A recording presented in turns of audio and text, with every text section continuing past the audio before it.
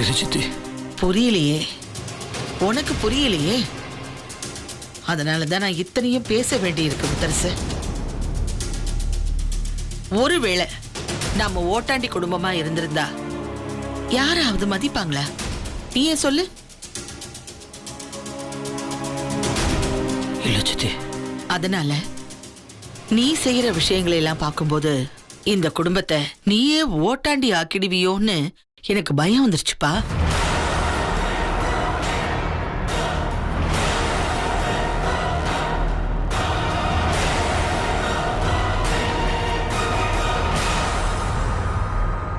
நான் சொல்ற வார்த்தைகள் வேணும்னா உனக்கு கடுமையா இருக்கலாம். ஆனா அதுல இருக்கிற அத்தனையும் சத்திய முத்தரசு. ஒரு சாதாரண ஒன்றை நான் ஓட்டு வீடு, அதுக்கு போய் 25 லட்சங்கிறது ரொம்ப அதிகம் முத்தரசு. அத உன் பொண்டாட்டி ஆசைப்பட்டு கேட்டாங்கிற ஒரே காரணத்துக்காக அத 15 லட்சம் ரூபாய் அதிகமா கொடுத்து நீ வாங்கி இருக்கேன்னா நான் வேற என்ன சொல்லட்டும் முத்தரசு? எனக்கு ஒண்ணும் புரியல. இப்படியே போச்சுன்னா அத்தனை சொத்தையும் நாம யார் யாருக்கோ தார பார்த்து கொடுத்து மொத்த குடும்பமும் நடுத்தருவுக்கு வந்து நின்னுடுவோமோன்னு பயம் வந்துருச்சுப்பா. இல்ல சித்தி, அப்படிலாம் நடக்காது சித்தி. இல்ல இல்லன்னு உன் வாய் தான் சொல்லுது. ஆனா உன் நடவடிக்கை அப்படி இல்லையே முத்தரசு. சித்தி, இந்த ஒரு விஷயம் இப்படி நடந்துருச்சு சித்தி, அவ்வளவுதான். இன்னைக்கு ஒரு விஷயம்ப்பா, நாளைக்கு இன்னொரு விஷயம்ப்பா. அதுக்கப்புறம் இப்படியே தொடர்ந்து போச்சுன்னா என்ன ஆகுங்கிறத நான் சொல்ல தேவையில்லை உனக்கு. உன் மனசாட்சிக்கு தெரியும் முத்தரசு. தயவு செஞ்சு எனக்கு விளக்கம் கொடுத்து சமாதானம் பண்ற வேலையெல்லாம் பண்ணாத. உனக்கு நீ உண்மையா இருக்கியான்னு கேட்டுக்கோ.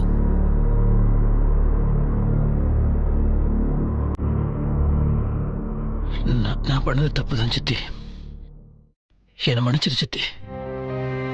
அதுக்கு நான் என்ன பண்ணணும்னு நீ சொல்லு சித்தி, நான் அப்படியே பண்ணிடுறேன்.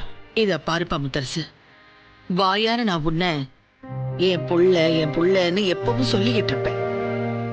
அதுக்கு நீ என் மேல வச்சிருந்த அன்புதான்ப்பா காரணம். காசுங்கிறதுலாம் 2ஆம் பட்சம்பா. அப்படி என் புள்ள முத்தரசு என்னைக்கும் யார்கிட்டையும் தலை குனிஞ்சு போயிடக்கூடாதுன்னு தான் நினைச்சிட்டு இருக்கேன். அதனால நீ எப்பவும் தலை நிமிர்ந்து நிக்கிறத நான் பார்க்கணும்பா. இந்த சொத்து அத்தனையும் உன் பேர்ல இருக்கு. நீயா வந்து கேட்டப்ப கூட சொத்தை இப்போதைக்கு பிரிக்க வேண்டான்னு தான் நான் சொன்னேன். ஆனா தொழில வர்ற எக்கச்சக்கமான பணத்தை நீ யாருக்கு கொடுக்கணும், எந்தெந்த தர்ம காரியங்களுக்கு கொடுக்கணும், இல்ல வேற எதுல முதலீடு பண்ணணும்னு நீ மட்டும்தான் முடிவெடுக்கிற. இனிமே அந்த மாதிரியான முடிவுகளை நீ மட்டும் இல்லாம நானும் சேர்ந்து எடுக்கிற மாதிரி விஷயத்த பண்ணணும்பா.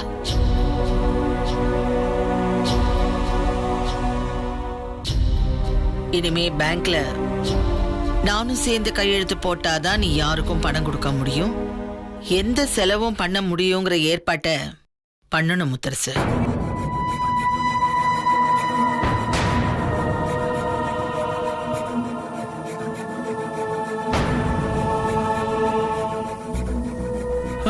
சரி சித்தி, இதுல என்ன இருக்கு? தாராளமா பண்ணிடலாம் சித்தி. நான் உடனே மேனேஜர் கிட்ட பேசி இது சம்பந்தமா என்ன பண்ணுமோ அதை பண்ணிடுறேன் சித்தி. அதுக்கப்புறம் அக்கௌண்ட்டை ஜாயிண்ட் அக்கௌண்ட்டா மாத்திடுறேன் சித்தி. ஏற்கனவே நீ தான் சித்தி நாமினியா இருக்க. அதனால இப்போ நம்ம பார்ட்னர்ஷிப் டீட் போட்டோம்னா அது அப்புறம் எல்லாமே சரியானும் சித்தி. அப்புறம் சைனிங் அத்தாரிட்டியும் உனக்கு ஆட்டோமேட்டிக்காக வந்துடும் சித்தி. இதை நான் பண்ணிடுறேன் சித்தி. இதெல்லாம் ஒரு விஷயமா சித்தி? இதெல்லாம் ஒரு விஷயமானு கேக்குற. ஆனா அதுக்கு பின்னால இருக்கிற விஷயம் உனக்கு தெரியாது முத்தரசு. ஏன்னா நம்ம குடும்பத்தோட காசு அப்படியே கொஞ்சம் கொஞ்சமா கரைஞ்சிடக்கூடாதுன்னு தான் நான் யோசிக்கிறேன்ப்பா. கடல்ல போட்ட பெருங்காயமா அது போயிடுச்சுன்னா நம்ம குடும்பத்தோட பெருமைங்கிறது அறவே போயிடும்பா. இத வந்து சத்தியமா நான் என் வயித்துல பிறந்த பிள்ளைங்களுக்காக கேட்கல. நீ தலை நிமிர்ந்து நிக்கணுங்கிறதுக்காக மட்டும்தான் இதை கேட்கிற. சித்தி தெரியும் சித்தி, நீ இவ்வளவு தூரம் சொல்லிட்டல சித்தி. நான் என்ன பண்ணணும் மட்டும் நீ சொல்லு சித்தி, நான் அதே மாதிரி பண்ணிட்டு போறேன். பண்ணு முத்தரசுன்னு நான் சொன்னப்போ நீ பண்ணலையப்பா. அதனாலதான் இன்னைக்கு இதை கேக்குறேன். இது வரைக்கும் நடந்ததை விட்டுரு சித்தி. அதை நான் வேணுட்டே பண்ண சித்தி. அது ஏதோ தப்பா போயிடுச்சு. மன்னிச்சிரு சித்தி. இனிமேல் நீ என்ன சொல்றியோ அதே நான் கேட்கறேன் சித்தி. சரி சித்தி, இப்ப வந்து சாப்பிடு சித்தி.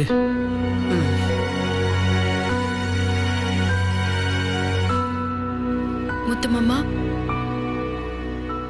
எப்படியோ அத்தைய சாப்பிட சம்மதிக்க வச்சுட்டேன். ரொம்ப தேங்க்ஸ் முத்து மாமா. இல்லனா என் மனசு ரொம்ப கஷ்டப்பட்டிருக்கும். சரி, நீ உட்காரு, நான் எடுத்து வைக்கிறேன்.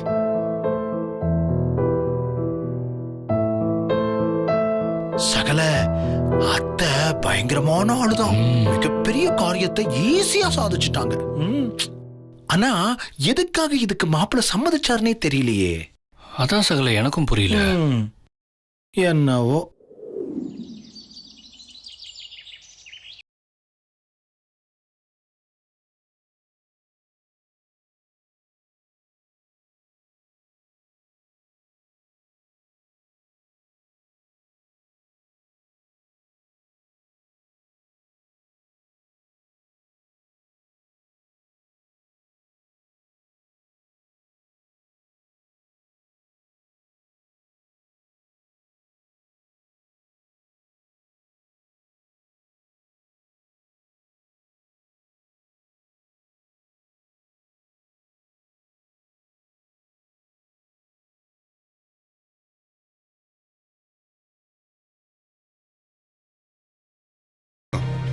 உங்களுக்காக தான் காத்துட்டு இருந்தோம்.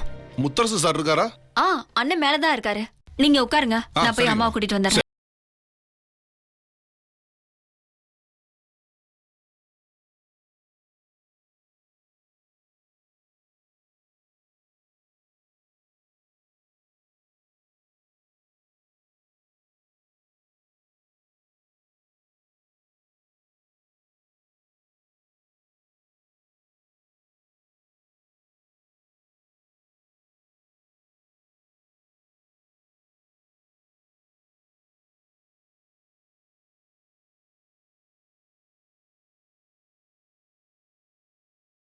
இருக்கிறதுக்கு விடுன்னு உன்னை கேட்டுக்கிட்டு இருந்தோம்.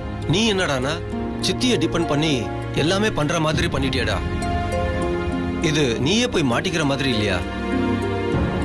ஆமாண்ணா, இதுவே ஒரு வலைதான்.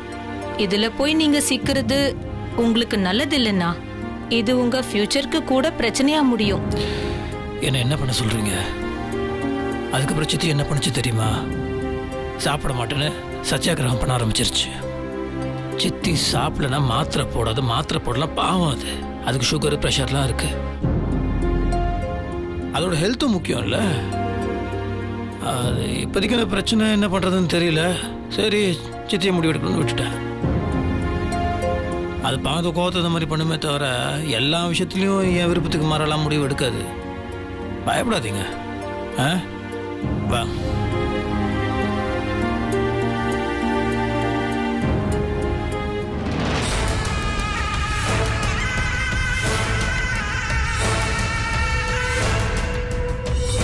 வாங்க சார்.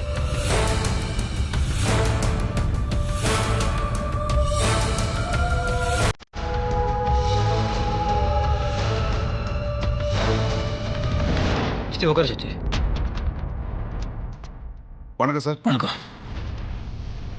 எல்லாத்தையும் கொண்டு வந்துட்டீங்களா? எல்லாமே கொண்டு வந்துருக்கேன் சார்.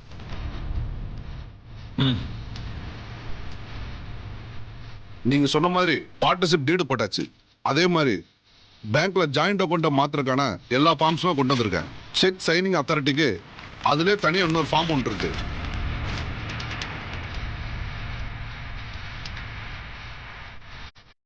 எல்லாமே நீங்க 2 பேரும் சேர்ந்து பண்ற மாதிரி பண்ணியாச்சு. இதுல சைன் பண்ணா போதும் சார். அதை நான் பேங்க்ல கொடுத்து மாத்திக்கிறேன்.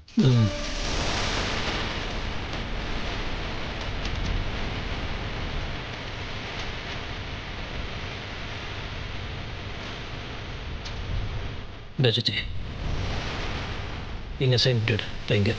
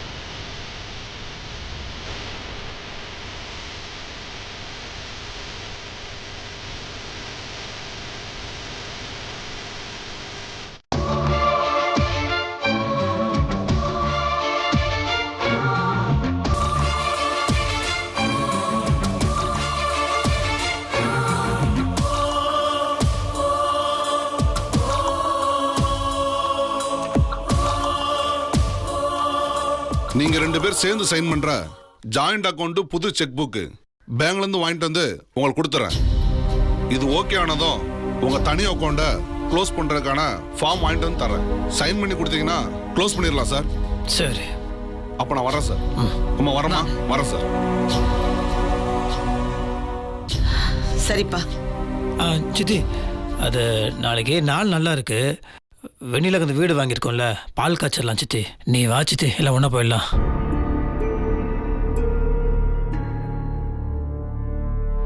கிட்டத்தட்ட இந்த வீட்டுல நான் வேண்டாத விருந்தாளியா தான் இருக்கேன். இப்பெல்லாம் இந்த வீட்டுல என்ன நடக்குதுன்னு எனக்கு தெரிஞ்சுக்க முடியல. ஏன் சித்தி இந்த மாதிரிலாம் பேசுற? உன் வீடு சித்தி, நீ என்ன சொல்றியோ அது மட்டும் தான் நடக்கும். அது நடக்கும்போது நானும் எல்லாத்துலயும் கலந்துக்கிறேன்ப்பா. ஏன்னா சில விஷயங்கள் நடக்குது, ஆனா அது எனக்கு தெரியாமலேயே நடக்குது.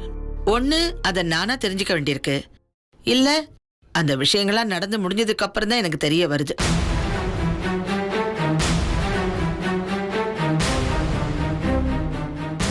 நான் வரலப்பா. சித்தி, உன்னோட ஆசீர்வாதம் வேணும் சித்தி, நீ வா சித்தி. இங்க பாரு, அந்த வீட்டை நீ வாங்கினதே எனக்கு துளி கூட விருப்பம் இல்லைன்னு சொல்லிக்கிட்டு இருக்கேன்.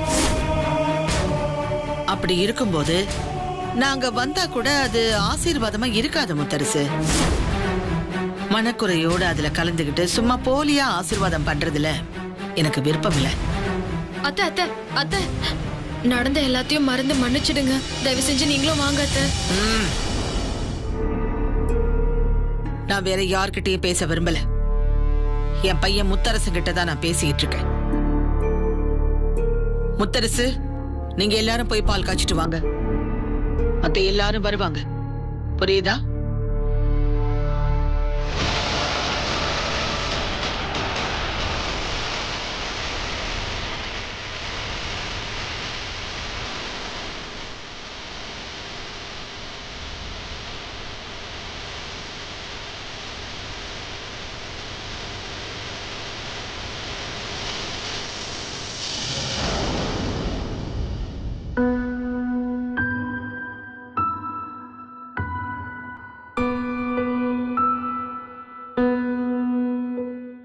ஆஹா நீலாம்பரி, நினைச்சதை சாதிக்கிறதுல உனக்கு ஈடுனா யாருமே இல்ல போ.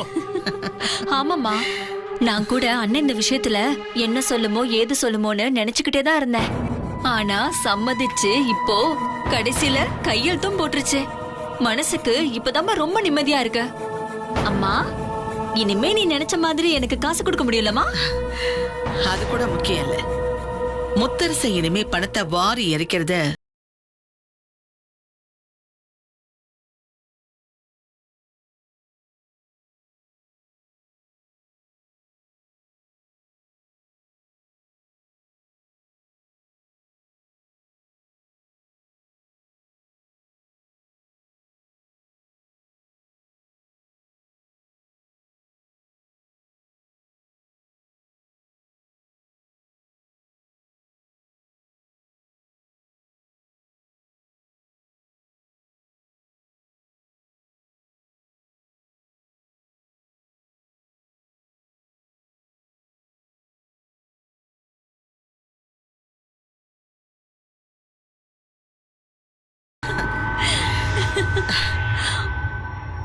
மாப்பிள, அத்தை ரொம்ப குஷியா இருக்காங்க.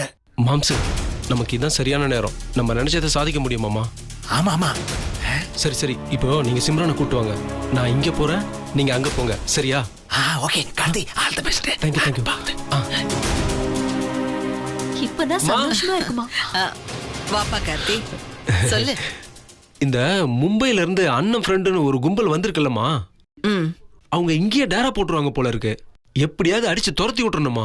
ஆமாமா, நேத்து அந்த டாக்குமெண்ட்ஸ் விஷயத்துல கூட அந்த பூஜா பொண்ணு வெண்ணிலாவுக்கு சப்போர்ட்டா இருக்கிற மாதிரி தான் கேள்விப்பட்டேன். நானே முத்தரச கிட்ட அதை பத்தி பேசலாம் தான் நினைச்சுக்கிட்டு இருந்தேன். இப்பதானே இந்த விஷயம் முடிஞ்சிருக்கு. இனி அடுத்து என்னன்னு பாக்கணும்.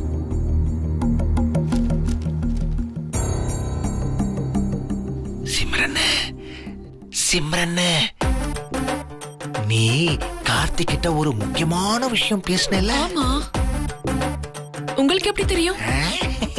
கார்த்திக் தான் என்கிட்ட சொன்னான். பாவம் அவன் ரொம்ப யோசிச்சு பார்த்தான். வேற வழியே இல்ல, உனக்காக இத பண்ணித்தான் ஆகணும்னு அவன் முடிவு பண்ணிட்டான். என்ன சொல்றீங்க? ஆமா, அதனால இன்னைக்கு அவன் அம்மா கிட்ட போயிட்டு தைரியமா எல்லா விஷயங்களையும் மனசு விட்டு பேச போறான். அதான் உன்னை அங்க கூட்டிட்டு வர சொன்னா. நிஜமாவா சொல்றீங்க? ஆமா, நிஜமாதான். வேணா அங்க போய் பாரு. பேசாம அந்த புக்கை வச்சுட்டு போமா.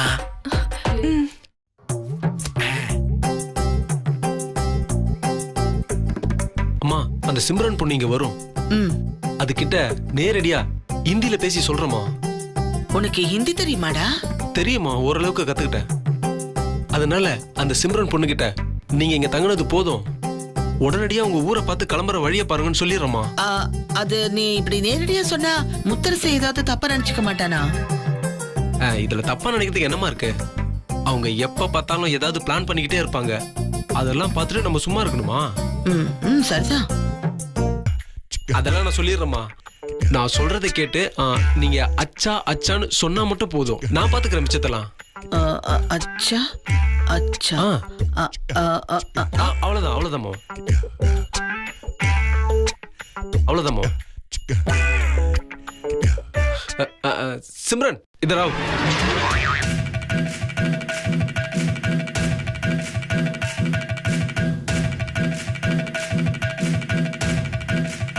माँ, आजकल मैंने आपको देख रहा हूं, बॉबी के खिलाफ आपका बिहेवियर ठीक नहीं है. ये सब देखकर मुझे गुस्सा आ रहा है, नहीं सह सकता. मैं अपने माफ नहीं करूंगा. आप कल जरूर बदल लगूंगा. हाँ, इस घर में भाभी का इज्जत बराबर होनी चाहिए.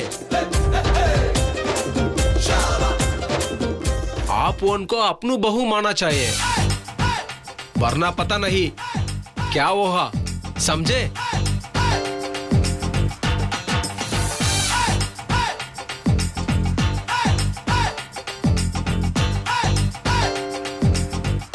ஊருக்கு கிளம்புங்கன்றதுக்கு இவ்வளவு நிறைய பேசுறான்.